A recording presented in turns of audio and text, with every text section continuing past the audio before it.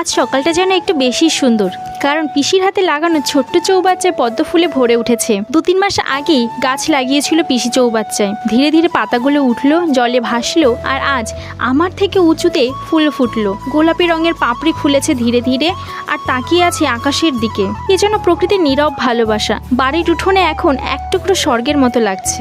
গোলাপি রঙের এই পদ্ম ফুলটা একেবারে ঝকঝকে রোদে যেন নিজেই হাসছে। তার চারপাশে ছোট ছোট মৌমাছির আনাগোনা, আর পাতার উপর জমে থাকা শিশির বিন্দুগুলো যেন মুক্তোর মতো ঝলমল করছে। এটা শুধু একটা ফুলের গল্প না, এটা আমার পিসির হাতে লাগানো স্বপ্নের গল্প।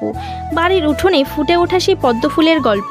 সকালবেলা উঠে প্রথমে যে কাজটা পিসি করে সেটা হলো পদ্ম ফুল গাছটার খোঁজ খবর নেওয়া, কখনো পোকা ধরেছে কিনা, কখনো পাতাগুলো ঠিক আছে কিনা। আর ফুল গাছগুলো যেন পিসি নিজের সন্তান হয়ে উঠেছে। এখন যখন এই ফুলটা ফুটেছে, পিসির চোখে মুখে যে আনন্দটা দেখি সেটা বলে বোঝানো যাবে না। যেন সবার চোখের সামনে এক নিঃশব্দ ভালোবাসা ফুটে উঠেছে। পিসি বলে ফুল ফোটে ধৈর্য নিয়ে, মাটি, জল আর মন থেকে ভালোবাসা দিলে। কথাটা কতটা সত্যি সেটা এই পদ্মটাই যেন প্রমাণ। আজকাল সবাই ব্যস্ত, কিন্তু একটু সময় পেলে এমন একটা ফুল নিজের হাতে লাগিয়ে দেখো, প্রকৃতি কিভাবে আমাদের ভালোবাসা ফিরিয়ে দেয় সেটা চোখে পড়বে। এই ছিল বাড়ির উঠোনে পিসির হাতে লাগানো পদ্ম ফুলের এক টুকরো ভালোবাসার গল্প।